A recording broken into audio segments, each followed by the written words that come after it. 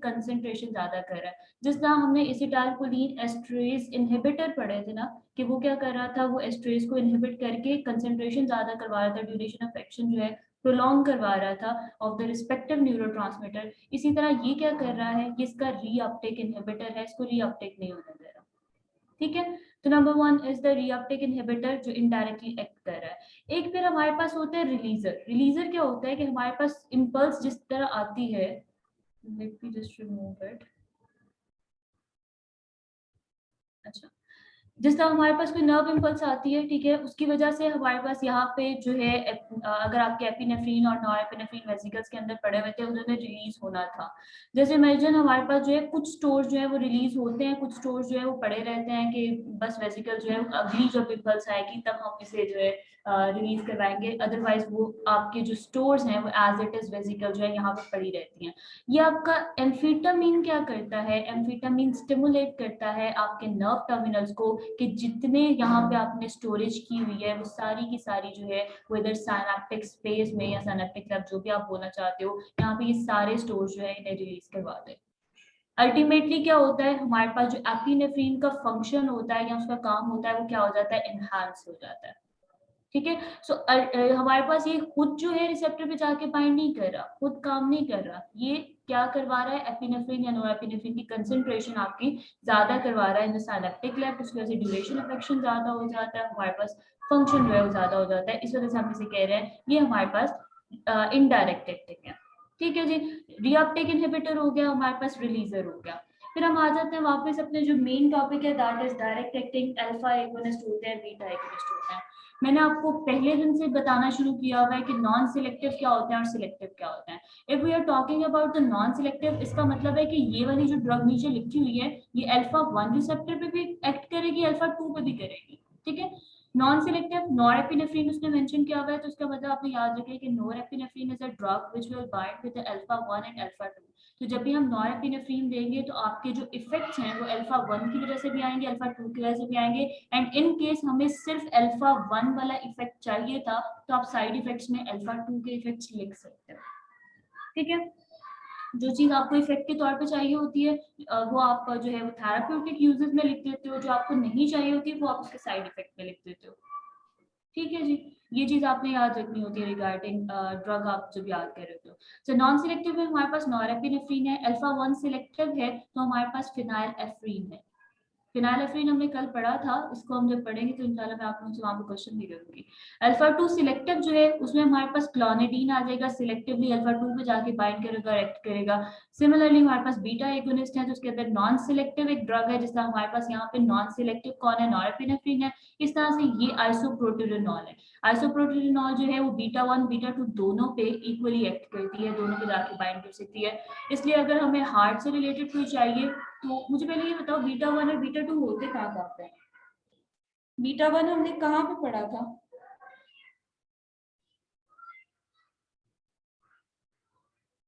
Beta 1 receptors specifically हमने पढ़े थे, कुछ जगहों पे होता है, बीटा 2 तो चलो बहुत ज्यादा जगह पे होता है, बीटा 1 कहाँ पे होता है?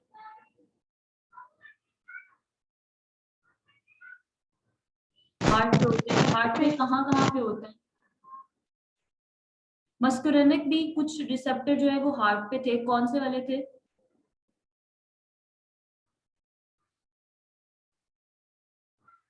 M2 रिसेप्टर्स थे, ठीक है जी। M2 रिसेप्टर्स हार्ट में थे और वो कहाँ पे थे, एसए नोड और एवी नोड पे थे। हमने कहा था मस्कुलेरिक जो है वो सिर्फ एसए नोड एवी नोड पे होते हैं, जो बीटा 1 होता है वो एसए नोड पे भी होता है, एवी नोड पे भी होता है, वेंट्रिकल्स पे भी होता है, और हमारे पास जो है वो परकंजी फाइबर जो है या हिस परकंजी आप कहना चाहते हो, व्हाटएवर यू वांट टू से, उन पे भी प्रेजेंट होता है। ठीक है जी, तो बीटा की हमने ये बात की थी। बीटा 2 जो है इनका ज्यादातर फंक्शन जो हम को रिलेट करवाते हैं, एक तो थेराप्यूटिक के लिए बता रही हूँ, एक तो आपकी ब्रोंक्यूल्स में बीटा 2 बात की जाएगी बहुत ज्यादा, जो आपकी ब्लड वेजल्स होती हैं उसके ऊपर बीटा 2 की बहुत ज्यादा बात की जाती है, और इसके अलावा आपके यूट्राइन जो मसल्स होते हैं उनके ऊपर इसकी बहुत ज्यादा बात की जाती है, अगर थेराप्यूटिकली बोलूँ।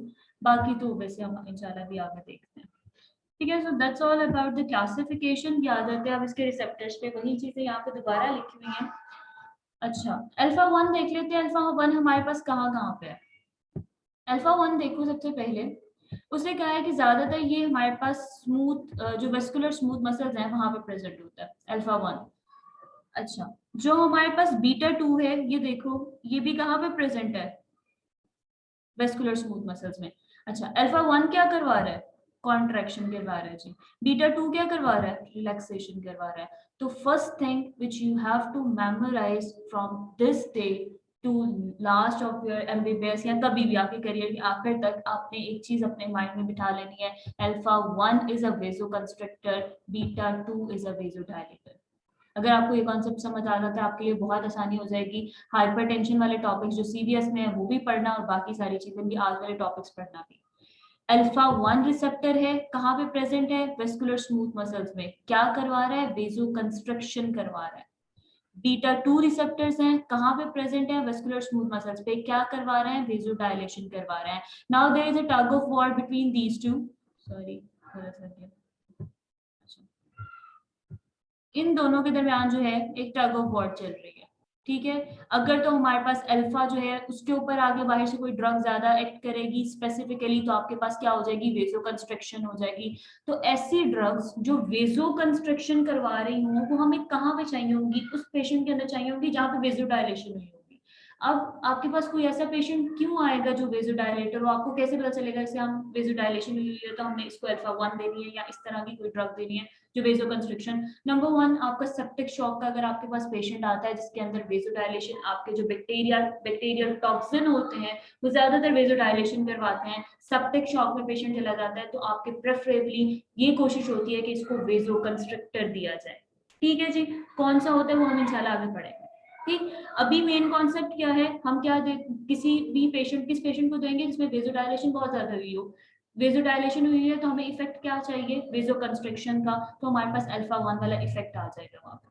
ठीक, अच्छा, इसके अलावा हम इसको कहाँ पे यूज कर सकते हैं, उस पेशेंट में जिसमें बहुत ज्यादा इश्यू हो कि वेजो डायलेशन रहती है। जब आपकी वेजो डायलेशन रहती है तो उस पेशेंट का ज्यादातर ब्लड प्रेशर लो रहता है।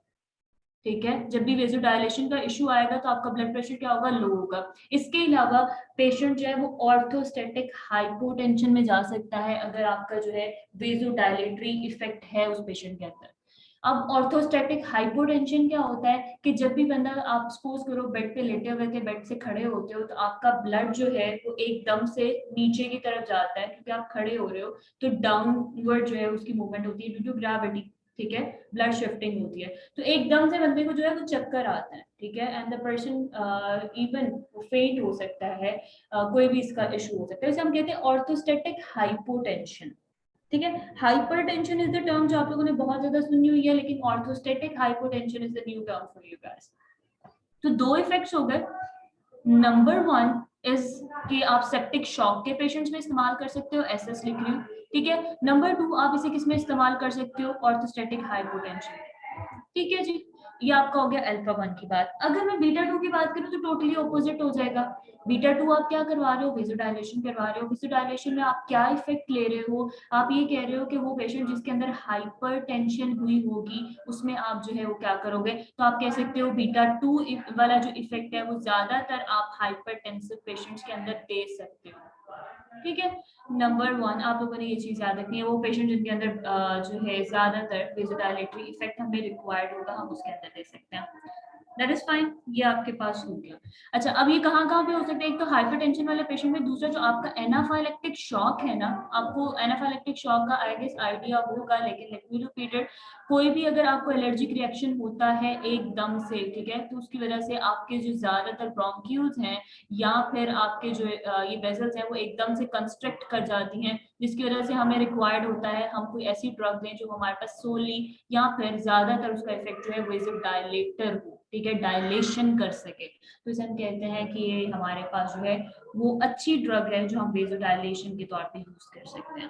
So this is a basic concept जो हम बार बार इस पूरे चैप्टर में डिस्कस करेंगे। यहाँ पे नहीं समझ आया तो एंड तक आप लोगों को ये चीज समझ आनी चाहिए।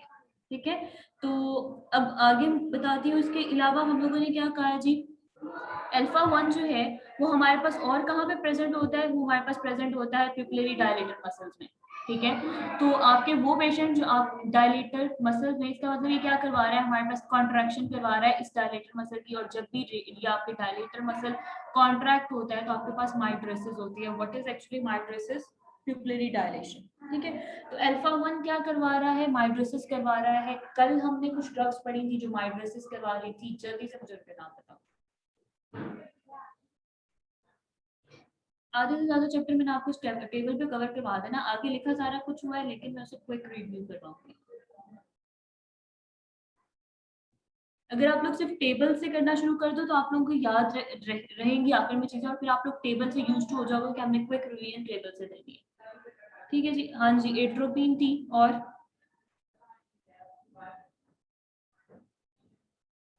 जल्दी जल्दी लिखा करो, ऐसे से आपका लेक्चर लेट हो जाता है। एट्रोपिन और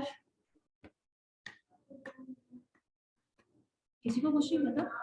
साइक्लोपेंटोलेट, एट्रोपिन की एक और बहन भी थी।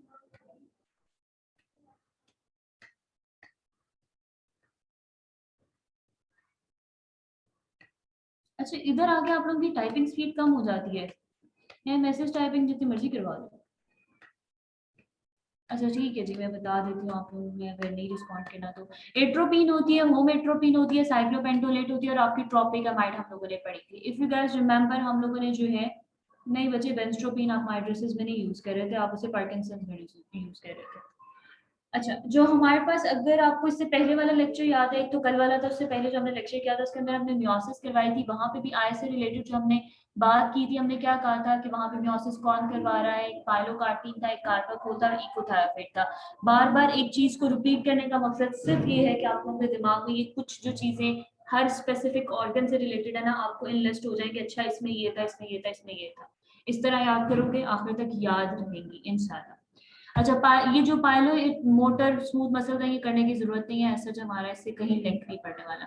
अच्छा, अल्फा 1 का हमारे पास जो है आपका ब्लैडर ट्राइगोन से एज कोई नहीं आएगा, लेकिन प्रोस्थेटिक स्मूथ मसल से रिलेटेड आपको अल्फा 1 रिसेप्टर्स की बात कहीं ना कहीं पे पता चलेगी। तो यू हैव टू रिमेंबर कि प्रोस्थेटिक स्मूथ मसल में क्या करवा रहा होता है, वेजो कंस्ट्रक्शन करवा रहा होता है। अच्छा, अब इधर से कॉन्सेप्ट समझ लो, ये प्रोस्थेटिक स्मूथ मसल में क्या करवा रहा है, वेजो कंस्ट्रक्शन करवा रहा है, कॉन्ट्रैक्शन सॉरी करवा रहा है। ठीक है, तो इसकी वजह से हम लोग अगर अल्फा ब्लॉकर्स यूज करें तो हमारे पास बिनाइन प्रोस्थेटिक हाइपरप्लेजिया के जो पेशेंट आते हैं, क्या हम उन्हें अल्फा 1 ये ब्लॉकर नहीं दे सकते? बीपीएच आप लोगों को पता है ना, बिनाइन प्रोस्थेटिक हाइपरप्लेजिया क्या होता है? ये जो हमारे पास प्रोस्थेटिक ग्लैंड होता है, इसका हाइपरप्लेजिया हो जाता है।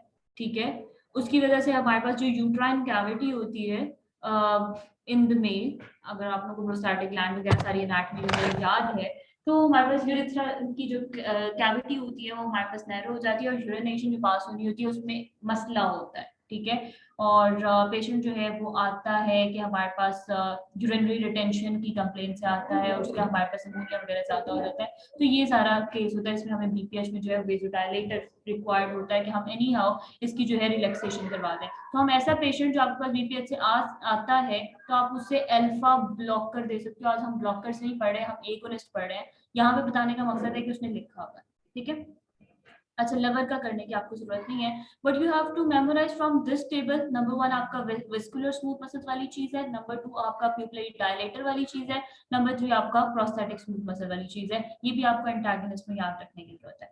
अच्छा जी, फिर हमारे पास आ जाते हैं अल्फा 2 पे। तो अल्फा 2 आपका, जो हमने कल, अगर आप लोगों को याद है, M2 रिसेप्टर का जो हम लोगों ने मैकेनिज्म पढ़ा हुआ है कि M2 जो है या M4, ये हमारे पास GI वाला जो है काम कर रहे होते हैं। जीआई मैकेनिज्म क्या है? इनहिबिटरी मैकेनिज्म है। और जिस तरह हम लोगों ने कल एक कॉन्सेप्ट पढ़ा था कि M1 रिसेप्टर जो है वो हमारे पास प्री साइनेप्टिक, अगर ये इसका मैं आपको बना के दिखा देती हूँ, इसको कंफ्यूज ना ही करें तो बेहतर है।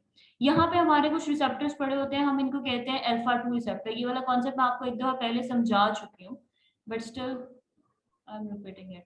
ये प्री आपका साइनेप्टिक टर्मिनल है या नर्व फाइबर है, और ये आपका पोस्ट साइनेप्टिक नर्व फाइबर है। ठीक है, आपका जो प्री साइनेप्टिक है, इधर से हमारे पास न्यूरोट्रांसमीटर्स रिलीज होते हैं, और ये न्यूरोट्रांसमीटर जाके बाइंड करते हैं to the post synaptic neuron. ठीक, अब जब ये अपना काम कर लेते हैं तो यहाँ से कुछ न्यूरोट्रांसमीटर जो है जाके बाइंड करते हैं अल्फा 2 रिसेप्टर पे। अल्फा 2 रिसेप्टर का मैकेनिज्म क्या होता है, जीआई। इसने क्या करना है, बेसिकली ऐसा मैकेनिज्म जो है वो फॉलो करना है जीआई वाला, कि हमारे पास ये जो न्यूरोट्रांसमीटर रिलीज हो रहे थे इनका रिलीज ब्लॉक हो जाता है।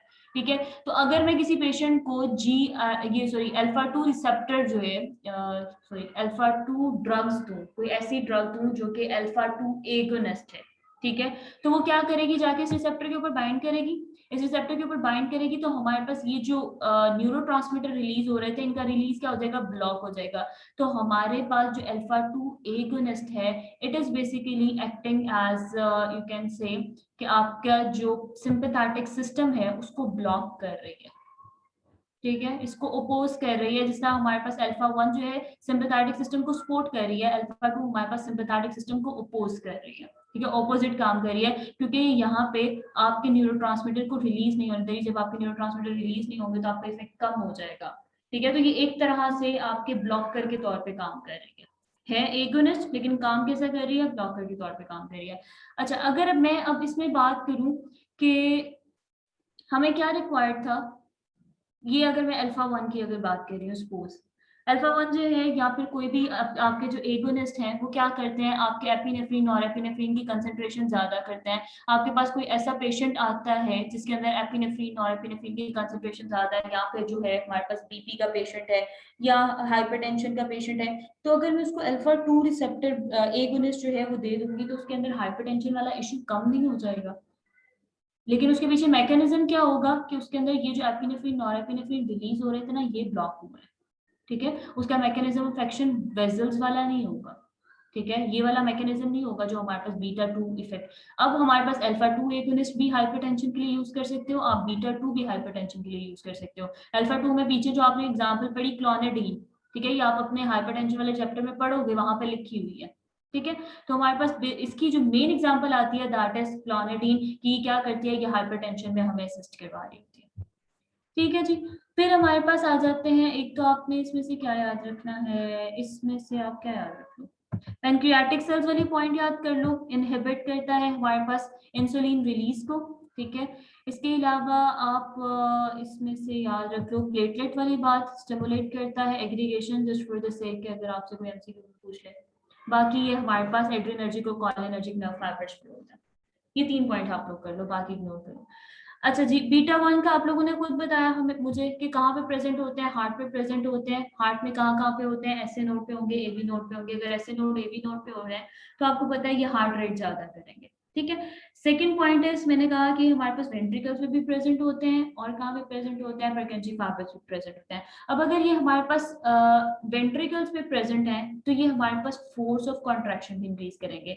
अगर मैं सिर्फ कहती कि एवी नोड या एसए नोड पे प्रेजेंट है तो इसने सिर्फ रेट को इंक्रीज करना था, इसने फोर्स को नहीं छेड़ना था। जो आपका पैरासिम्पैथेटिक और सिंपैथेटिक मतलब M2 का और B1 का जो डिफरेंस है दैट इज कि हमारे पास ये प्रेजेंट होता है एसए नोड पे, एवी नोड पे और वेंट्रिकल्स पे भी, इसीलिए ये रेट को स्टिमुलेट कर रहा है और फोर्स को। तो पैरासिम्पैथेटिक का फोर्स पे कोई इफेक्ट नहीं होता।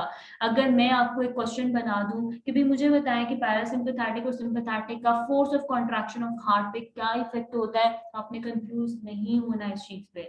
यू हैव टू से विद कॉन्फिडेंस कि बीटा 1 रिसेप्टर जो है वेंट्रिकल्स पे प्रेजेंट होते हैं, जो हमारे पास पैरासिम्पैथेटिक रिसेप्टर है कोई भी उस पे प्रेजेंट नहीं होता। इस वजह से force of contraction is not affected by the parasympathetic, it is only affected by the beta 1।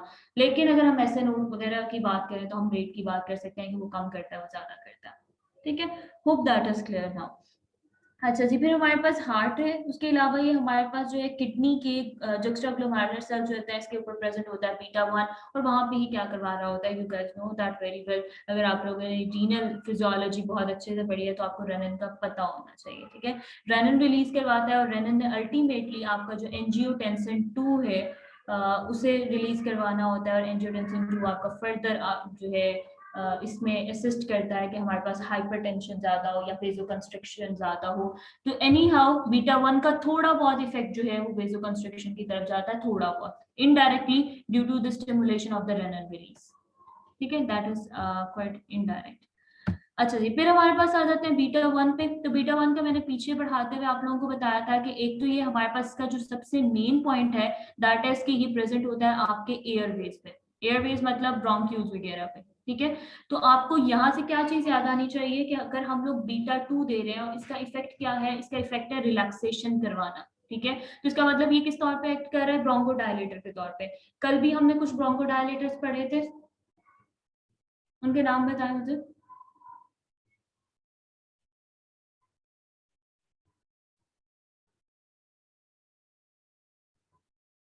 Muscarinic antagonist के तौर पे हम लोगों ने कुछ ब्रोंकोडायलेटर्स पढ़े थे, इनहेलर्स बना के मैंने दिखाए थे कि ये होते हैं।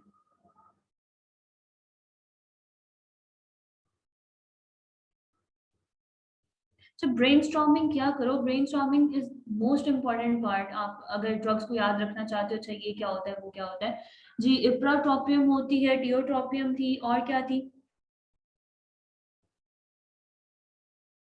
इप्राट्रोपियम आपके पास शॉर्ट एक्टिंग थी, और जो टियोट्रोपियम है वो आपकी लॉन्ग एक्टिंग थी। इसके अलावा आपने और पढ़ी थी, क्लिडेनम थी और ग्लाइकोपाइरोलेट थी, ठीक है जी। वो हमारे पास न्यू है, यू कैन से, और ये हमारे पास थोड़ी पुरानी हो गई है। अच्छा, फिर हमारे पास आ जाते हैं बीटा टू पे, ठीक है। बीटा टू पे हम लोगों ने एयरवे की बात कर ली, ये भी ब्रोंकोडायलेटर के तौर पे एक्ट करते हैं, तो आप जो है बीटा टू भी दे सकते हो, आप मस्कुरेनिक एंटागोनिस्ट भी दे सकते हो, ठीक है। दोनों का काम जो है वो हमारे पास एक, लेकिन ज्यादातर जो है वो हम लोग बीटा टू प्रेफर करते हैं as compare to the muscarinic antagonist, ठीक है। और जो हमारे पास इप्राट्रोपियम है उसे आप some time short acting muscarinic के तौर पे आप इन दोनों को पढ़ोगे। मेनली आप जब रेस्पिरेटरी सिस्टम पढ़ोगे अपना, जो अस्थमा वगैरह से रिलेटेड है, सीओपीडी, तो आपको उधर जो है आपको बीटा टू भी मिलेंगी, वहां पे जो है वो आपको मस्कुरेनिक एंटागोनिस्ट भी मिलेंगी। तो इसीलिए आपको बार बार बताने का मकसद ये है कि आपको ये थोड़ा सा आइडिया हो जाए कि इसकी सिग्निफिकेंस क्या है। अगर आपने ये टॉपिक अच्छे से पढ़ा हुआ है तो आपको फार्माकोलॉजी इतनी मुश्किल नहीं लगेगी। हर चैप्टर में आपको कहीं ना कहीं ये ड्रग्स के नाम दोबारा मिल रहे होंगे, बीटा टू है, ये है, ये वो है। एक जगह पे कर लो, आसानी हो जाएगी आपके लिए, जिंदगी आसान हो जाएगी। अच्छा जी, फिर हमारे पास देख लो, इसने यहाँ पे इसके अलावा जो है बीटा टू का हार्ट पे क्या इफेक्ट है। एज सच बीटा वन का हार्ट पे ज्यादा इफेक्ट होता है, ये चीज आपने याद रखनी है। बीटा टू का होता है लेकिन इतना नहीं होता।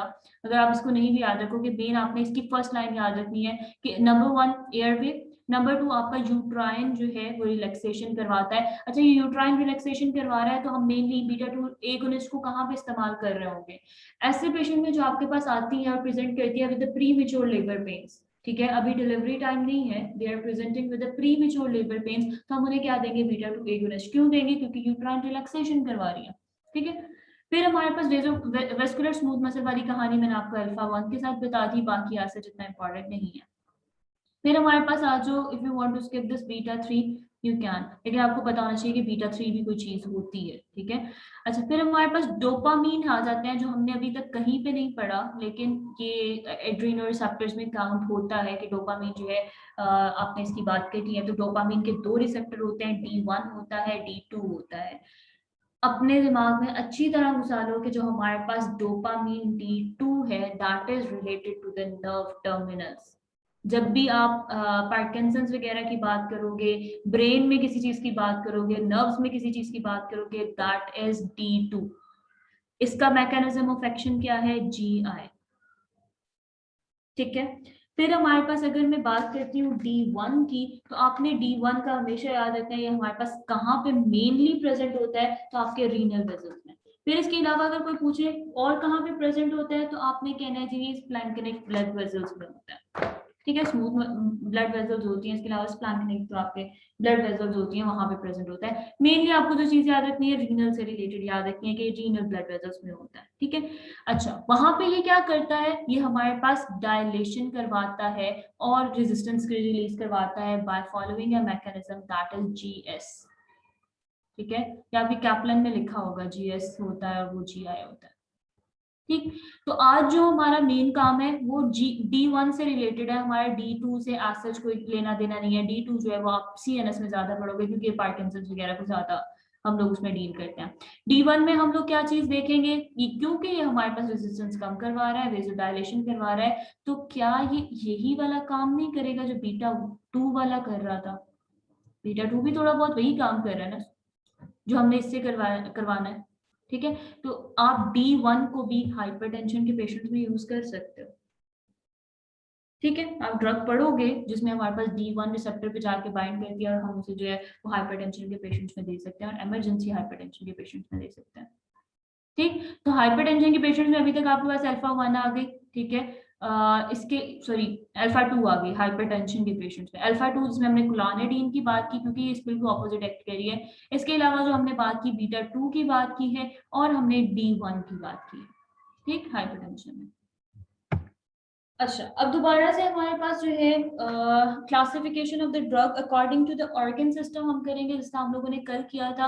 एट द एंड हम लोग जो ड्रग्स रह जाएंगे थोड़ी बहुत उन्हें देखेंगे।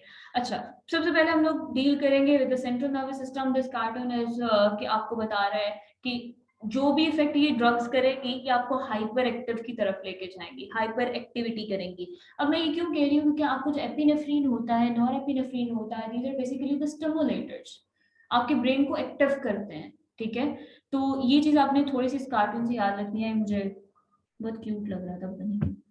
अच्छा जी, हमारे पास जो है एम्फेटामिन और कोकेन। अभी मैंने एम्फेटामिन और कोकेन का थोड़ी देर पहले आपको मैकेनिज्म ऑफ एक्शन बताया।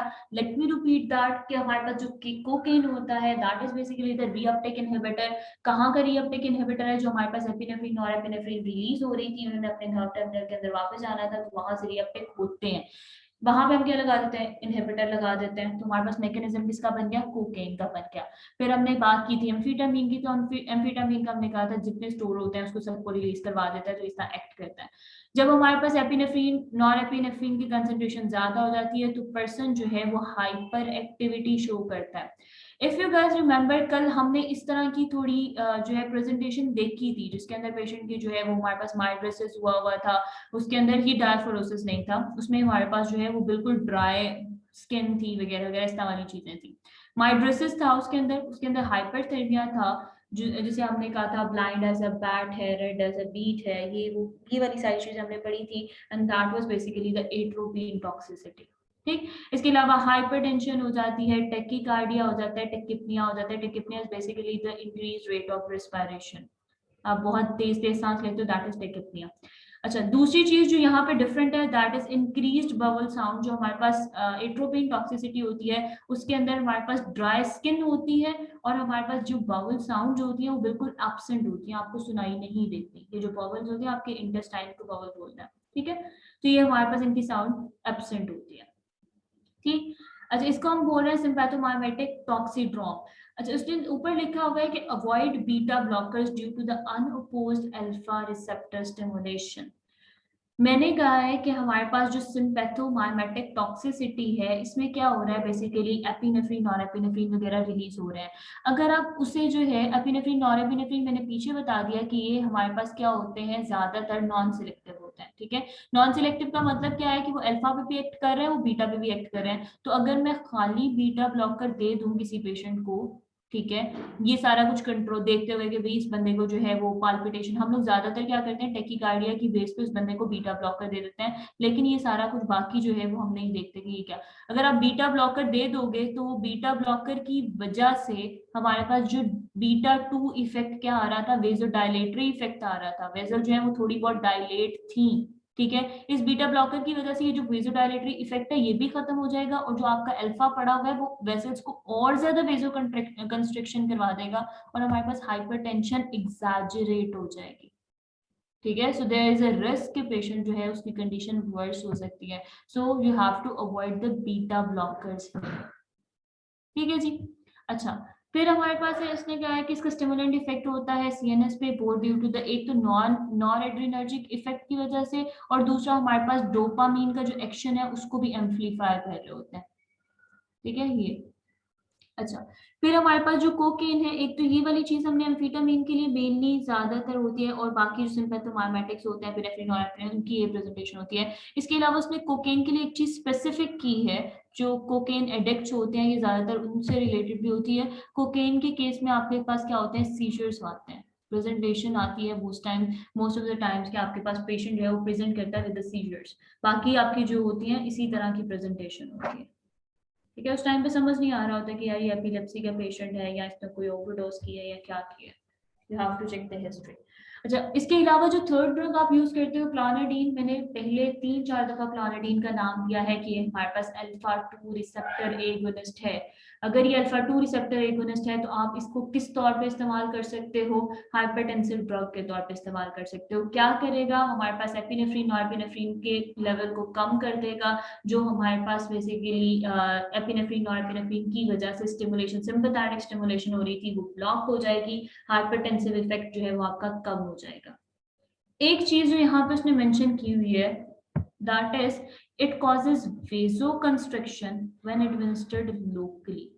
अगर आप इसे आईवी दे रहे हो, ठीक है, मतलब किसी पेशेंट को जो है वो इंजेक्शन दे रहे हो, वो आपके सिस्टमिक सर्कुलेशन में एक्सेस नहीं जा रही है, लोकली अप्लाई कर रहे हो, तो आप उसे क्या करवा रहे हो? सिर्फ वेसोकंस्ट्रिक्शन करवा रहे हो, ठीक है। लेकिन अगर आप इसे थोड़ा हाई डोज में दो या क्रॉनिकली आप इसे दे रहे हो किसी पेशेंट को टैबलेट की फॉर्म में या किसी भी फॉर्म में, तो ये हमारे पास क्या करती है? ये अल्फा 2 एगोनिस्ट के तौर पे एक्ट करती है, ठीक है। तो इसके दो एक्शन है, एक वेजो कंस्ट्रक्शन वाला एक्शन है और दूसरा जो इसका एक्शन है that is basically the alpha 2 receptor agonist. ये वाला नहीं भी याद रखता तो इट इज टोटली फाइन, इसमें हमारे साथ वेजो कंस्ट्रक्शन वाला कोई सच कॉन्सेप्ट हमने नहीं डील किया हुआ कहीं पे। जो मेन है इसका दैट इज अल्फा 2 एगोनिस्ट, ठीक है जी। अच्छा, moving on to the next part. जैसे हमारे पास माई ड्रेसेस, ये वाली शक्ल हम लोगों ने कल भी देखी थी और अभी मैंने थोड़ी देर पहले आप लोगों से ड्रग्स पूछी हैं कि हमने पहले इसके अलावा कौन सी ड्रग पढ़ी हुई है। तो हमने पहले जो क्विक रिव्यू मैं आपको दिखा देती हूँ, जो हमने कल पढ़ा था, हमने कहा था एट्रोपिन है, होमेट्रोपिन है, साइक्लोपेंटोलेटेड, ट्रोपिकामाइड है, sorry for this mistake, tropicamide है, दिस इज नॉट माइन।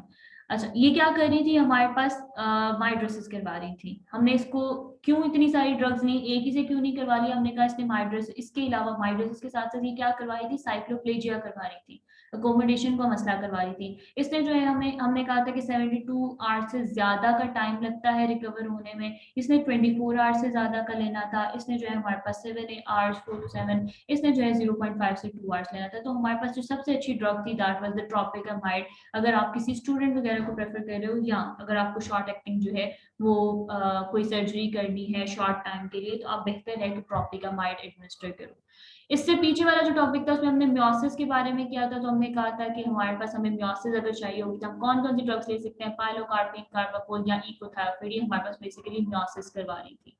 अच्छा, ये वाली बात हमने कल भी पढ़ी थी कि अगर आपको सिर्फ माइड्रेसिस चाहिए, माइड्रेसिस प्लस साइक्लोप्लेजिया नहीं चाहिए, तो बेहतर है कि आप फिनाइल एफ्रीन यूज करो, ठीक है।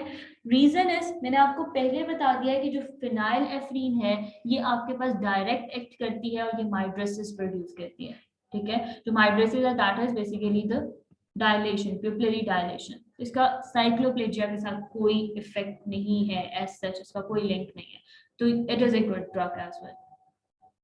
तो अभी तक हमारे पास कितनी हो गई? एक, ये 5 हो गई, 6, 7, 8। आपको 8 ड्रग्स के नाम याद होने चाहिए कि हमने आई से रिलेटेड कौन कौन सी ड्रग्स पढ़ी है, कौन माइड्रेसिस कर सकता है, कौन म्योसिस कर सकता है। अगर माइड्रेसिस में हमें साइक्लोप्लेजिया चाहिए, साइक्लोप्लेजिया सॉरी नहीं चाहिए, तो हम कौन सी ड्रग दे सकते हैं? अगर आपको साइक्लोप्लेजिया साथ थोड़ा बहुत रिक्वायर्ड है और आपको ये रिक्वायर्ड है कि शॉर्ट एक्टिंग ड्रग होनी चाहिए, तो फिर हमने कौन सी देनी है? अगर इस चीज का इशू नहीं है कि शॉर्ट एक्टिंग हो या लॉन्ग एक्टिंग हो, तो फिर हमारे लिए ड्रग ऑफ चॉइस कौन सी हो सकती है? अगर हमें म्योसिस चाहिए और इमरजेंसी पेशेंट के लिए चाहिए, तो हम कौन सी ड्रग जो है वो यूज कर सकते हैं, ठीक है। और कौन सी ड्रग जो है उसके साइड इफेक्ट ज्यादा होते हैं, ये सारी चीजें आपको थोड़ी बहुत पता होनी चाहिए, ठीक है। अच्छा, उसके बाद नोज पे आ जाते हैं।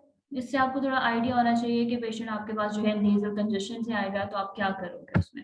आपके पास एक ड्रग होती है, अगर आपके घर में किसी बंदे को फ्लू वगैरह हो, नेजल कंजेशन का इशू हो और वो नेजल स्प्रे यूज कर रहा हो, तो आपने उसके ना पहले नाम देखना नीचे क्या लिखा हुआ है।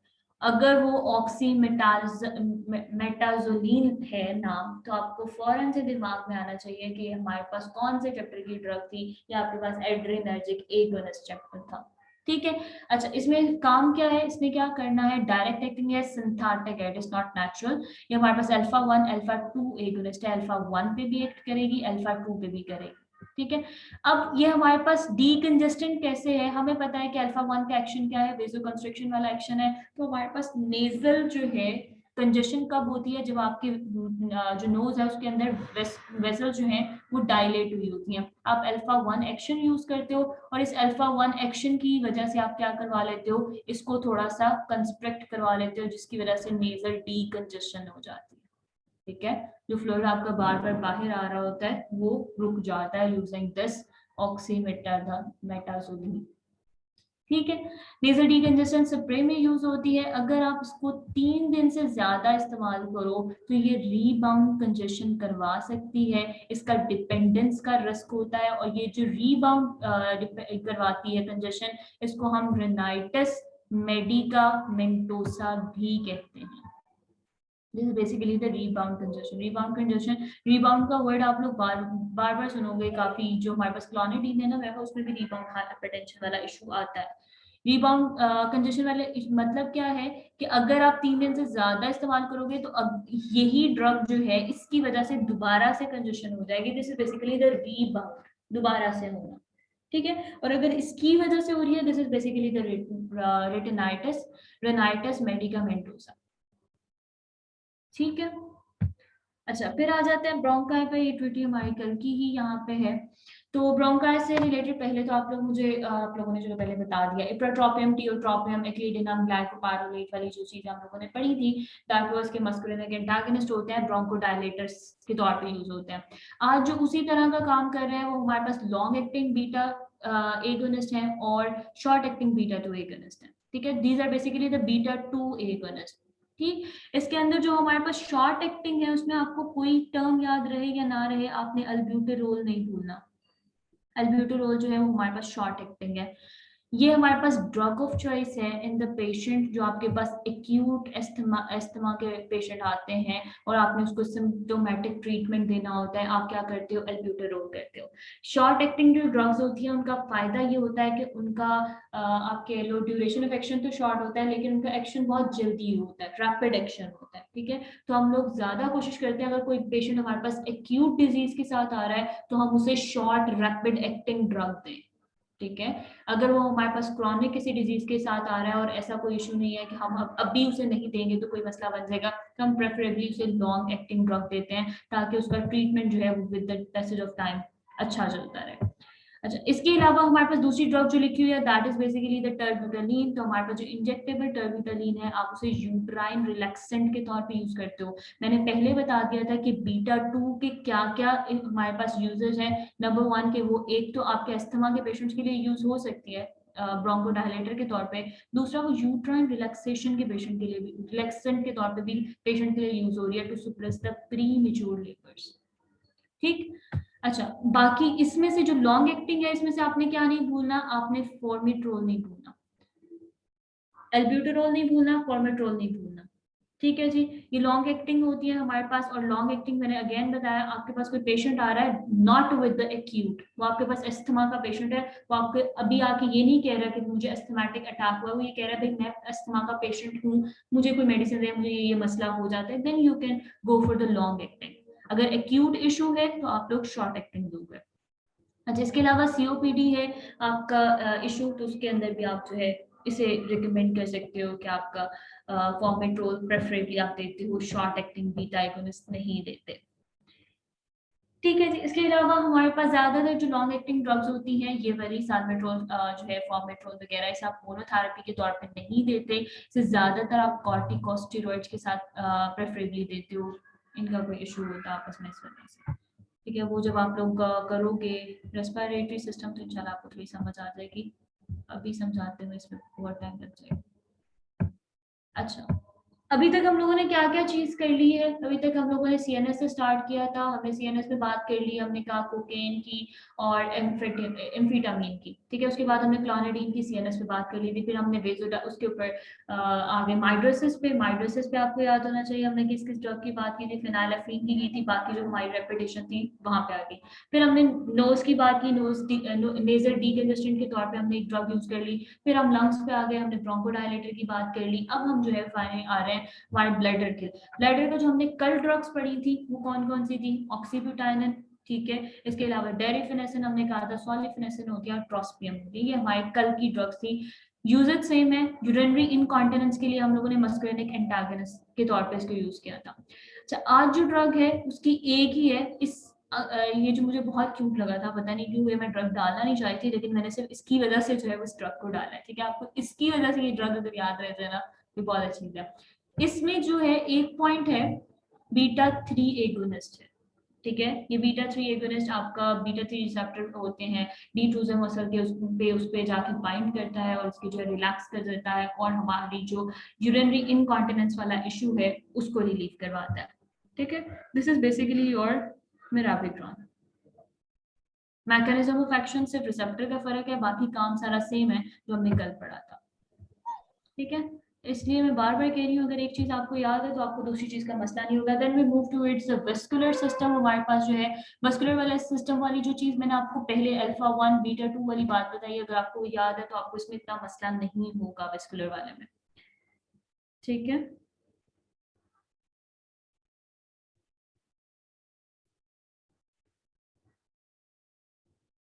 डीकंजेस्टेंट मतलब होता है बच्चे, क्वेश्चंस तब क्या करें जब मैं क्वेश्चंस देख रही हूँ। एक बच्चे किसे पूछा हुआ है कंजेस्टेंट मीन, कंजेशन का मतलब होता है किसी चीज का भर जाना। जब आपको फ्लू लगा होता है तो आपका नोज जो है वो फुल होता है। ठीक है, तो वो कंजेस्टेड होता है। ठीक है, द टर्म कंजेशन इज, इसको जो हम रेफर करेंगे दैट इज फुलनेस। अगर आप डी कंजेस्टेंट की बात करिए तो उसका मतलब है कि हमारे पास जो फुलनेस है वो थोड़ी कम हो जाती है। हम जो कंस्ट्रक्शन करवाते हैं ताकि उसके अंदर जो फ्लूइड है वो जो बाहर आ रहा है इस तरह से फ्लू की फॉर्म में या कंजेशन की फॉर्म में, वो सारा जो है वो एक दफा ही रुक जाए। ठीक है, तो डीकंजेस्टेंट और कंजेस्टेंट का ये मतलब है। अच्छा, हम वेस्कुलर सिस्टम की बात करने लगे थे जी।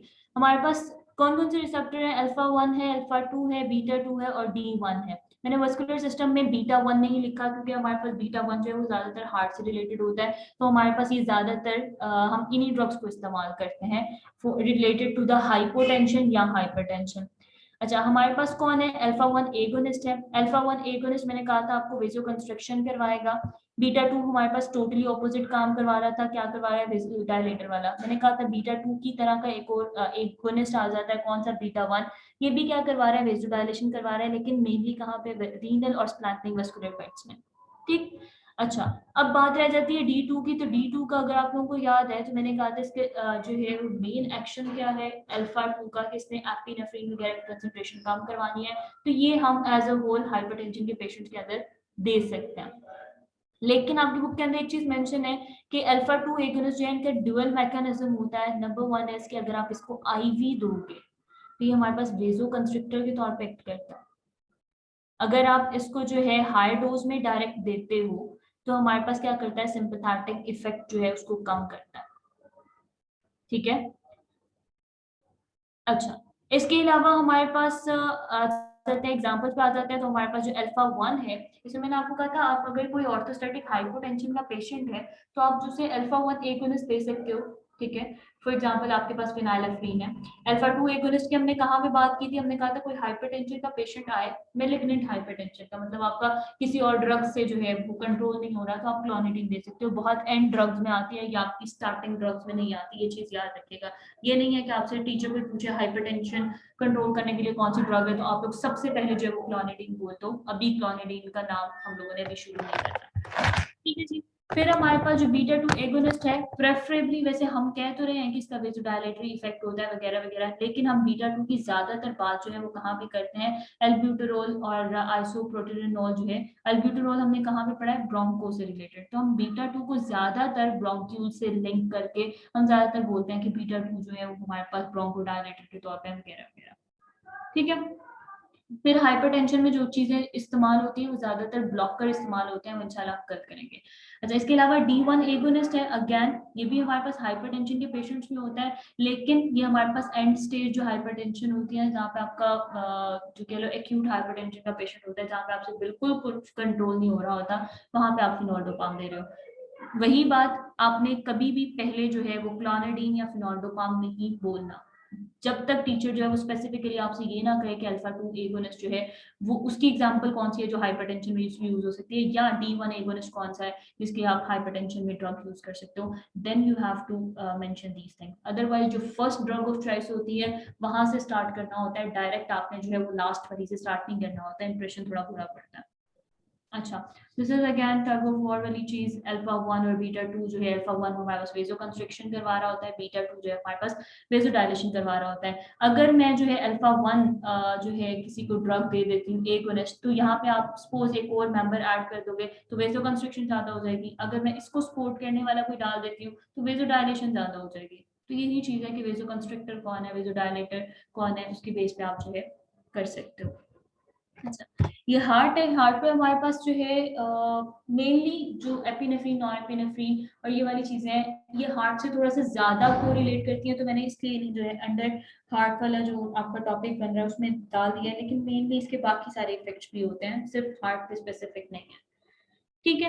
अच्छा, सबसे पहले हमारे पास जो एपिनेफ्रीन है, एपिनेफ्रीन जो है आपने एक चीज याद रखनी है, ये अल्फा पे भी उसी तरह बाइंड करती है जिस तरह बीटा पे करती है। So that's why we are saying कि हमारे पास क्या है, नॉन सिलेक्टिव है। This is basically a non selective drug. ठीक है, अल्फा पे भी बाइंड कर रही है, बीटा पे भी बाइंड कर रही है। अच्छा, लेकिन इसका ड्यूअल मैकेनिज्म क्या है कि at the low doses beta का इफेक्ट प्रीडोमिनेट करता है। बीटा का क्या इफेक्ट था, vasodilatory effect. At the higher doses इसका क्या इफेक्ट आएगा, अल्फा इफेक्ट। अब सपोज आपके पास कोई पेशेंट आया है, अगर मैं आपको कहती हूँ एनाफाइलेक्टिक शॉक का, एनाफाइलेक्टिक शॉक हमने क्या कहा है कि हमारे पास जो है एकदम से सारा कुछ कंस्ट्रिक्ट हो जाता है, आपके ब्रोंकोस्पैज्म होना शुरू हो जाता है और ये सारे इफेक्ट आते हैं। तो हमें कौन सा इफेक्ट चाहिए, अल्फा इफेक्ट चाहिए या बीटा इफेक्ट चाहिए, हमें बीटा इफेक्ट चाहिए। जब हमें बीटा इफेक्ट चाहिए तो आप उसको लो डोज दोगे। ठीक है, अगर आप उसे हाई डोज देना शुरू कर दोगे तो आपका अल्फा इफेक्ट प्री डोमिनेट कर जाएगा, आप तो खुद उसे जो है वेजो कंस्ट्रिक्टर वाली चीज पे डाल रहे हो, तो आप उसका ट्रीटमेंट नहीं कर रहे, आप खुद चाहते हो कि बंदा मर जाए। ठीक है, so this is the basic concept behind this कि at the low dose beta predominate करेगा, आपने स्लो इन्फ्यूजन लो डोज की देनी, आपने हाई डोज नहीं देनी। जो आपके एनाफाइलेक्टिक पेशेंट है वो आपके पास प्रेजेंट करेगा विद एनाफाइलेक्टिक शॉक उसे। ठीक है। अच्छा, फिर हमारे पास इसके एक्शन क्या होते हैं, इसका सीवीएस पे भी एक्शन होता है हमारे पास रेस्पेक्ट, क्योंकि हमारे पास बीटा, आपको पता है बीटा 1 बीटा 2 जो है वो प्रेजेंट होते हैं, तो बीटा 1 बीटा 2 हमारे पास हार्ट से सीवीएस में आपका हार्ट भी आ जाता है, ब्लड वेसल्स भी आ जाती हैं। तो हार्ट से रिलेटेड हमारे पास बीटा 1 हो गया, वेसल से रिलेटेड हमारे पास कौन हो गए, बीटा 2 प्लस हमारे पास जो है अल्फा 1। ठीक है, मेनली। अच्छा, इसकी कहानी हम आगे डील करेंगे। रेस्पिरेटरी की अगर बात करूं तो हमारे पास अगेन रेस्पिरेटरी में कौन से हमारे पास रिसेप्टर्स होते हैं, बीटा 2 रिसेप्टर्स होते हैं। तो ये एपिनेफ्रिन जो है बीटा 2 रिसेप्टर के ऊपर अगर एक्ट करेगा तो इसका कौन सा एक्शन होगा, ब्रोंकोडायलेटरी एक्शन होगा। हमें पता है अगर स्टिमुलेट कर रहा है इसको तो ये कौन सा एक्शन देगा, ब्रोंकोडायलेटरी। तो ब्रोंकोडायलेटरी इफेक्ट है, तो क्या आप इसे ब्रोंकोस्पैज्म के पेशेंट में यूज नहीं कर सकते, क्या आप इसे अस्थमा के पेशेंट में यूज नहीं कर सकते। ठीक है, कॉमन सेंस वाली चीज। फिर इसके अलावा हमारे पास ये हाइपरग्लाइसीमिया के जो है आप उसमें इफेक्ट, अच्छा मैं हाइपरग्लाइसीमिया ने लिखा हुआ है। ठीक है, मैं आपको एक सेकेंड इसका नाम बता देती हूँ, हाइपरग्लाइसीमिया से related।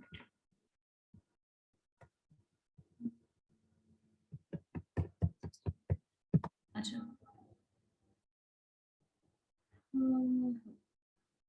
ये देखो, हमने कहा कि एक तो चीज अल्फा 1 लिवर जो है वो ग्लाइकोजिनोलाइसिस कर रहा है, मतलब ग्लाइकोजन को ब्रेक कर रहा है, तो इनडायरेक्टली हमारे पास ग्लूकोज जो है वो इंक्रीज कर रहा है, अल्फा 1 अगर स्टिमुलेटर होगा कोई। अच्छा, फिर हमारे पास अगर अल्फा 2 हमारे पास एगोनिस्ट है तो वो क्या करेगा, इनहिबिट करेगा इंसुलिन रिलीज को। इन अदर वर्ड्स दोबारा से वो क्या कर रहा है, ग्लूकोज इंक्रीज कर रहा है। अच्छा, बीटा 2 को कोई इफेक्ट नहीं है, बीटा इसका भी नहीं है, लिवर पे है। ठीक है, ये स्टिमुलेट क्या कर रहा है, अगेन ग्लाइकोजिनोलाइसिस कर रहा है, G1 को क्या, ग्लूकोज का आपका कंसेंट्रेशन क्या करेगा, ज्यादा करेगा। ठीक है, ये हमारे पास इसके अलावा क्या कर रहा है, स्टिमुलेट करेगा इंसुलिन रिलीज को, तो हमारे पास इनडायरेक्टली ये क्या कर रहा है, ग्लूकोज डिक्रीज कर रहा है आपके ब्लड में। ठीक है जी, बाकी नहीं, ये चीज। तो हमारे पास अल्फा 1 इस पे ग्लूकोज ज्यादा हो रही है, अल्फा 2 पे एक्ट करेगा तो ग्लूकोज ज्यादा हो रही है, हमारे पास बीटा 2 वाला इफेक्ट देगा तो ग्लूकोज थोड़ी ज्यादा हो रही है अकॉर्डिंग टू द लिवर। और अगर पेनक्रियाटिक बीटा सेल्स की बात करें तो ये इंसुलिन के रिलीज को कम कर रहा है, इंसुलिन सॉरी ज्यादा सिक्रीट करवा रहा है तो ग्लूकोज को कम करवा रहा है। एज अ होल अगर मैं आपसे यहाँ पे पूछूं कि आपको ये सारी, अगर मैं, क्योंकि आपका एपिनेफ्रिन इन चारों पे एक्ट कर रहा है, ठीक है, अल्फा पे, अल्फा 1 पे, अल्फा 2 पे, बीटा 1 पे, बीटा 2 पे, तो as a whole if I sum up all these effects तो मैं क्या कहूंगी कि ये जो हमारे पास एपिनेफ्रिन है it is causing the hyperglycaemia, ठीक है। ये अगर मैं आपको सारा समराइज करूं तो हम क्या कहेंगे कि एपिनेफ्रिन हमारे पास क्या इफेक्ट शो करती है, हाइपरग्लाइसीमिया वाला इफेक्ट शो करती है, ठीक है जी। अच्छा, इसके अलावा जो हमने यहाँ पे बात करनी थी, यहाँ पे हमारे पास आ जाती है इट प्रमोट्स द लिपोलिसिस, जो आपने नीचे एक पॉइंट छोड़ा था, अगर आप इसको याद नहीं भी रखना चाहते it is totally fine, lipolysis आपसे कोई भी कभी नहीं पूछेगा। हाइपरग्लाइसीमिया वाला पॉइंट थोड़ा बहुत आपको माइंड में होना चाहिए कि हाइपरग्लाइसीमिया का इफेक्ट देता है। अच्छा, ये चीज आपने ना सीवीएस से रिलेटेड याद रखनी है, ये वाला जो पॉइंट हमने पहले डील किया है। अच्छा, ये चीज आपने याद रखनी है कि हमारे पास दो चीजें होती हैं, आपने सिस्टोलिक प्रेशर पढ़ा होगा, ठीक है, और डायस्टोलिक प्रेशर पढ़ा होगा, ठीक है। जो आप ब्लड प्रेशर अगर आप लोगों को चेक करना आता है तो हमारे पास दो चीजें होती हैं, एक ऊपर वाला जो आपको जहाँ पे साउंड सुनाई देना शुरू होती है वो 120 नॉर्मल हम कंसिडर करते हैं, और 120/80 जो है वो हम कंसिडर करते हैं जो डायस्टोलिक प्रेशर होता है। This is basically the normal systolic and diastolic pressure, ठीक है। अच्छा, अब हमारे पास अगर आप किसी पेशेंट को एपिनेफ्रीन दे रहे हो तो हमारे पास सिस्टोलिक प्रेशर जो है वो ज्यादा हो जाएगा, डायस्टोलिक प्रेशर कम हो जाएगा, ये चीज आपने याद रखनी है, ठीक है। This is basically an MCQ as well. अब हमारे पास सिस्टोलिक प्रेशर क्यों ज्यादा हो रहा है, डायस्टोलिक प्रेशर क्यों कम हो रहा है। सिस्टोलिक प्रेशर इसलिए ज्यादा हो रहा है क्योंकि एपिनेफ्रीन का डायरेक्ट इफेक्ट है बीटा 1 पे।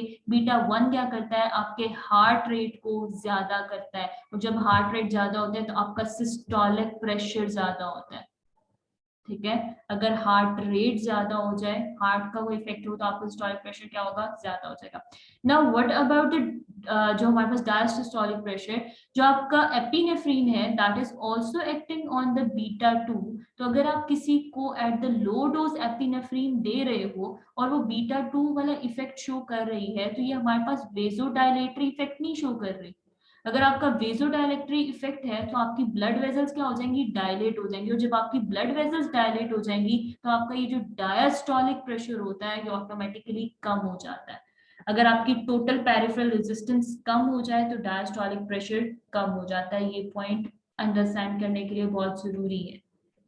नॉरेपिनेफ्रीन में भी ऑलमोस्ट सेम आएगा, उसमें भी थोड़ी बहुत चेंजेस आती हैं लेकिन कॉन्सेप्ट पीछे सेम है, ठीक है। दोबारा बता रही हूँ, सिस्टोलिक प्रेशर कब इफेक्ट होगा, जब आपका हार्ट पे डायरेक्ट इफेक्ट क्या है, बीटा 1 रिसेप्टर्स प्रेजेंट है, एसए नोड एवी नोड पे इफेक्ट हुआ, हार्ट रेट ज्यादा हो गया, फोर्स ऑफ कॉन्ट्रैक्शन ज्यादा होगी, आपका systolic pressure. Systolic pressure basically क्या है कि आपका जो हार्ट ब्लड पंप कर रहा है कितनी फोर्स से कर रहा है और कितना रेट वगैरह वो सारा कंसिडर आप करते हो सिस्टोलिक प्रेशर पे, ठीक है। जो आपका डायस्टोलिक प्रेशर है, डायस्टली भी जिसे आप बोलते हो, उससे रिलेटेड जो आपका प्रेशर है दैट इज कंसिडर्ड आपकी जो ब्लड वेजल साइड पे होती हैं उनकी वेजो कंस्ट्रिक्शन है या डायलेशन है। अगर तो वेजो डायलेशन है इसका मतलब है कि आपका ये जो फ्लो है ये आसानी से हो रहा है और आपको ज्यादा प्रेशर लगाने की जरूरत नहीं पड़ रही, तो ये आपका प्रेशर जो है ऑटोमेटिकली क्या हो जाता है, कम हो जाता है। इज दिस पॉइंट क्लियर और नॉट। डायस्टोलिक कैसे कम हो रहा है, सिस्टोलिक कैसे ज्यादा हो रहा है, ये पॉइंट आप लोगों को क्लियर हुआ है सबको, और शुड आई रिपीट दिस।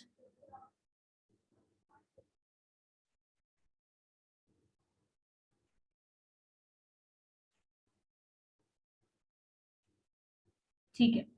अच्छा, ये वाला देखो अब डायग्राम से दोबारा बता देती हूँ। एक हमारे पास आपने एपिनेफ्रीन देना शुरू की, ठीक है। एपिनेफ्रीन जो हमारे पास दो जगह पे एक्ट कर रही है, एक तो पेरिफेरल रेजिस्टेंस पे और दूसरा पल्स रेट पे। Pulse rate is basically related to your beta 1 effect and the peripheral resistance is related to your beta 2 effect. Peripheral resistance क्या होती है, आपके आर्टीरियोज जो है वो कंस्ट्रिक्ट हैं या डायलेट हैं। अगर वो कंस्ट्रिक्ट होते हैं तो आपकी पेरिफेरल रेजिस्टेंस ज्यादा होती है। रेजिस्टेंस का क्या मतलब है कि ये आपके पास ब्लड वेसल थी, ठीक है, इसके अंदर से फ्लूइड गुजर रहा है, अगर मैं इसको थोड़ा कंस्ट्रिक्ट कर दूंगी तो इसे गुजरने में थोड़ा ज्यादा मसला होगा, इसे हम कहते हैं पेरिफेरल रेजिस्टेंस।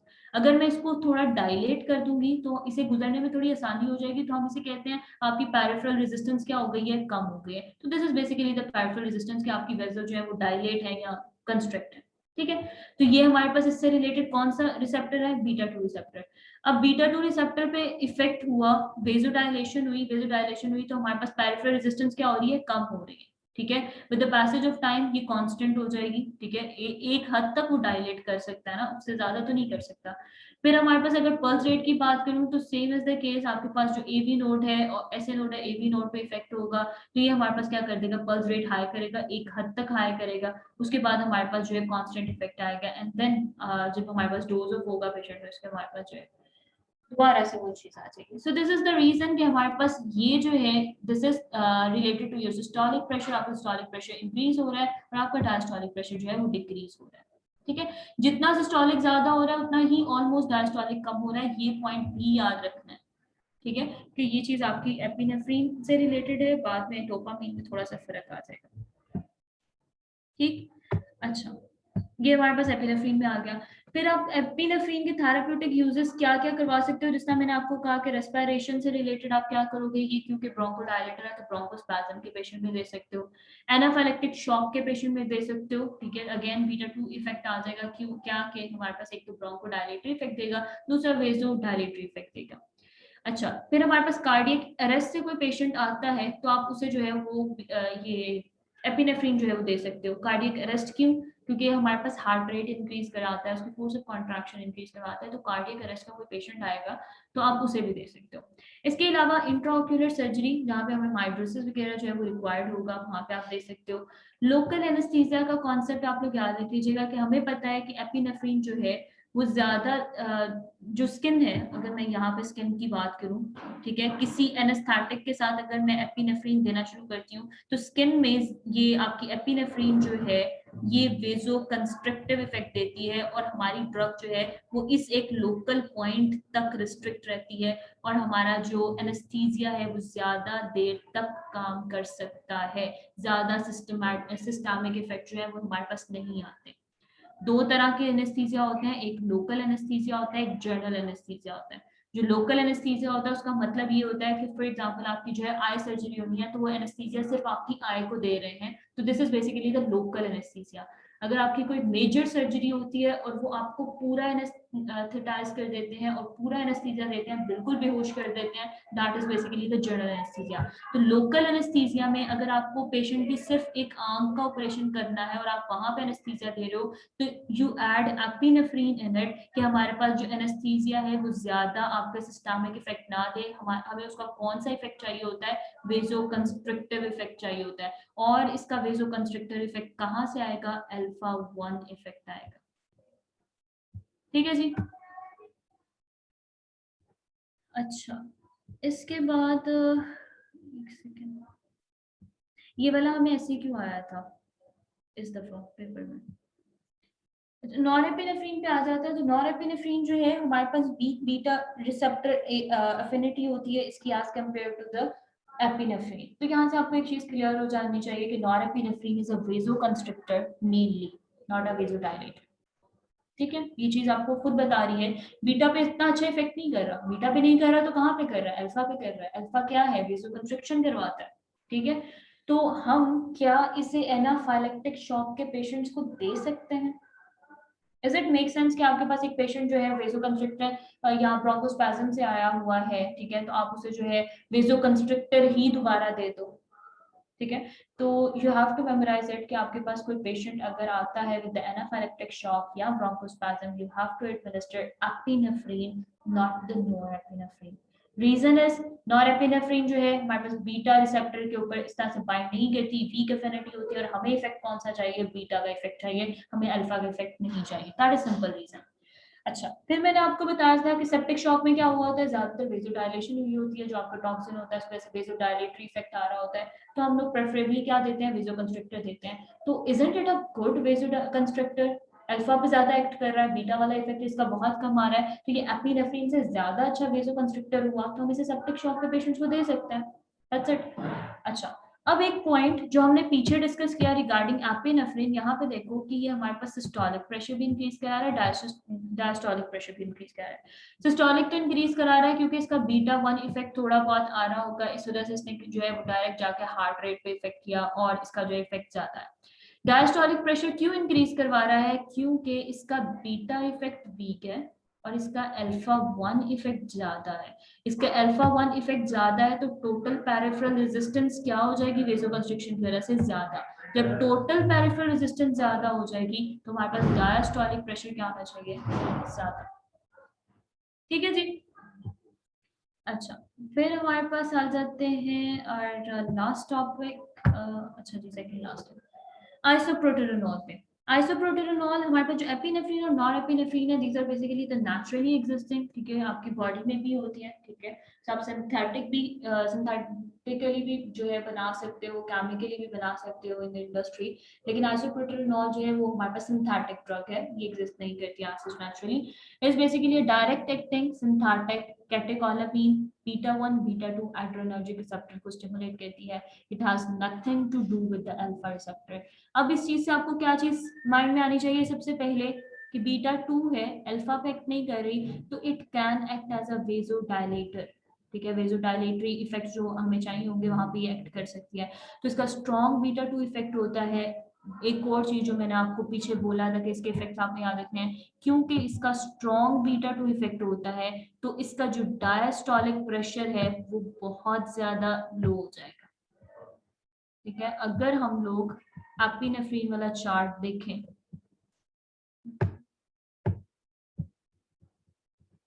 ये वाला, अगर आपका ये जो है हमारे पास एपिनेफ्रीन का कंसिडर हम कर रहे हैं, ठीक है, तो मैं अगर आइसोप्रोटेरोनॉल का ड्रॉ करूंगी यहाँ पे, तो मैं क्या करूंगी, इसको अगर मैं यहाँ से स्टार्ट करूंगी तो I will take it this much down for the आइसोप्रोटेरोनॉल।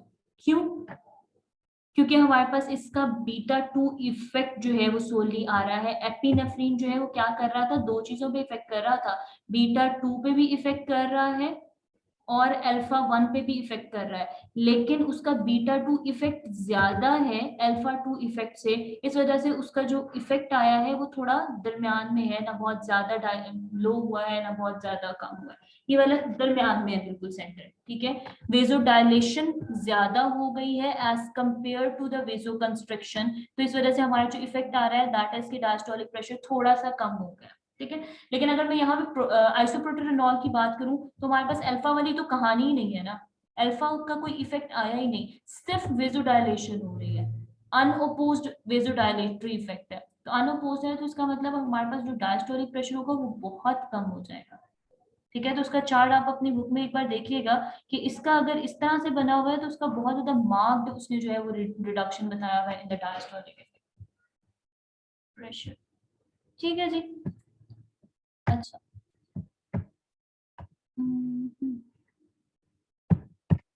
Okay, last one is the dopamine. Dopamine आपको मैंने बताया था कि इसके दो रिसेप्टर्स हैं हमारे पास, D1 है, D2 है। D2 फिलहाल हमारे किसी काम का नहीं है। क्यों किसी काम का नहीं है? क्योंकि वो नॉक डोमिनेंस में प्रेजेंट होता है, हम पार्किंसन के साथ ज्यादा डील करेंगे। यहाँ पे हमारे काम की क्या चीज है? D1। D1 का मैकेनिज्म क्या था? GS stimulatory. कहाँ पे प्रेजेंट होता है? रीनल या स्प्लैंक्निक जो आपके वस्कुलेचर है वहां पे। इसके अलावा डोपामीन जो है वो आपकी कहाँ कहाँ पे एक्ट कर सकती है? बीटा 1 पे एक्ट कर सकती है, अल्फा 1 पे कर सकती है। Normally it will bind with the D1, it can bind with the beta 1, it can bind with the alpha 1। तो आपकी मैंने A B D 1 लिख दिया है, तीनों 1 1 है, तीनों के साथ जाकर बाइंड कर सकता है। अच्छा, अगर ये अल्फा 1 के साथ बाइंड कर रहा है तो ये कौन सा इफेक्ट देगा? वेसो कंस्ट्रिक्टिव इफेक्ट। अगर ये वेसो कंस्ट्रिक्टिव इफेक्ट दे रहा है तो हमारे पास सेप्टिक शॉक के पेशेंट्स में आप यूज कर सकते हो। बीटा 1 सोली इफेक्ट दे रहा है, ठीक है। बीटा 1 का लिंक कहाँ से? आपके हार्ट रेट से लिंक है, और D1 का लिंक आपके कहाँ से है? आपके रीनल जो वस्कुलेचर है उससे है। तो आप अगर इन दोनों का इफेक्ट लेते हो, एक ऐसा पेशेंट जो आपके पास कार्डियोजेनिक शॉक से आया है, कार्डियोजेनिक शॉक का मतलब उसके हार्ट का भी कोई इफेक्ट है, उसके रीनल जो है फेलियर होना शुरू हो गया है ड्यू टू द उसके अंदर ब्लड प्रेशर वगैरह बहुत लो जा रहा है, ब्लड पंप नहीं हो रहा, हार्ट भी फेल हो रहा है, रीनल फेलियर भी हो रहा है, तो आपको डायरेक्ट इफेक्ट चाहिए, तो आप किसको प्रेफर करोगे? डोपामीन को इन द कार्डियोजेनिक शॉक, ठीक है। अच्छा, अब ये हमारे पास किसके लिए ट्रीट हो रहा है, जो मैंने पहले बात करी थी। तो हाइपोटेंशन के पेशेंट में आप इसको यूज कर सकते हो। क्यों? क्योंकि again it is giving you a vasoconstrictive effect. ठीक है, अनअपोज्ड वेसोकंस्ट्रिक्टिव इफेक्ट है। अनअपोज्ड वेसोकंस्ट्रिक्टिव इफेक्ट का मतलब क्या है कि बीटा 2 पे इसका कोई इफेक्ट नहीं है। ठीक है, अगर हम एट अ टाइम एक रिसेप्टर की बात करेंगे और दूसरे रिसेप्टर की हम बात नहीं करेंगे तो उस टाइम पे हम इफेक्ट को कह देंगे अनअपोज्ड। पीछे जो है वो हमने आइसोप्रोटेरेनॉल के लिए बात की, अनअपोज्ड वेसोकंस्ट्रिक्टर इफेक्ट। यहाँ पे हम क्या कह रहे हैं, अनअपोज्ड सॉरी, पीछे हमने जो है बीटा 2 की बात की तो हमने कहा वेसोडायलेटर, अनअपोज्ड वेसोडायलेटर इफेक्ट। यहाँ पे हम क्या बात कर रहे हैं कि पोटेंट अनअपोज्ड वेसोकंस्ट्रिक्टर इफेक्ट दे रहा है। ठीक है। अच्छा, इसके अलावा कोई पेशेंट आपका खाली रीनल फेलियर में जा रहा है associated with any kind of shock, अगर वो कार्डियोजेनिक के साथ है स्पेशली, तो हम उसे जो है वो डोपामीन प्रेफर करते हैं। It can be your MCQ कि एक रीनल फेलियर का पेशेंट आपके पास आया है एसोसिएटेड विद शॉक, तो आप प्रेफरेबली कौन सी ड्रग जो है उसे एडमिनिस्टर कर सकते हो, दैट इज द डोपामीन। ठीक। अब इधर से जो जो एमसीक्यू आते हैं, नंबर 1 इज जो एपिनेफ्रिन वाली बात मैंने बताई है कि आप कौन सी ड्रग यूज कर सकते हो रिगार्डिंग एनाफाइलेक्टिक शॉक, तो आप एपिनेफ्रिन दोगे। ठीक है, ये आपका बकायदा एससीक्यू आया हुआ है थेराप्यूटिक यूजेस का। नॉन एपिनेफ्रिन आप क्यों नहीं यूज कर सकते फॉर द एनाफाइलेक्टिक शॉक, तो आपको चीजें पता होनी चाहिए एनाफाइलेक्टिक शॉक के लिए क्यों यूज नहीं कर सकते इसको। ठीक है जी, इसके अलावा डोपामीन जो है रीनल फेलियर के लिए आप मेनली यूज करते हो। ठीक, फिर हमारे पास क्लोनिडीन, हाइपरटेंशन से रिलेटेड तो आपको ड्रग्स रट्टी होनी चाहिए। क्लोनिडीन यूज कर सकते हैं, फेनोल्डोपाम यूज कर सकते हैं, लेकिन ये बिल्कुल एंड वाली ड्रग्स हैं, अभी आप नहीं इस चीज की बात करोगे। ये इतनी इंपॉर्टेंट नहीं है। मिराबिग्रॉन जो है, आई डोंट रिमेंबर कि किसी ने आज तक कभी पेपर में इस तरह से पूछी हो, मैं मेरी नजर से नहीं गुजरी, लेकिन लिखने का मकसद सिर्फ इतना था कि अगर आप लोग याद करना चाहते हो तो करें। Baki, that's all from my side. If you guys have any question, you can ask me.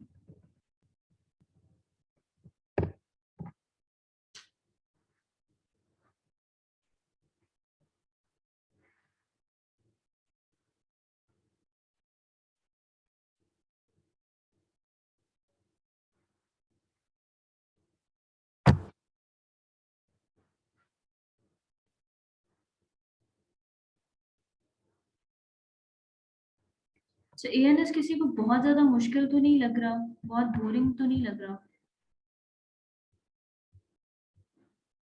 अगर किसी को लग रहा है तो just let me know. Okay जी, अल्लाह हाफिज।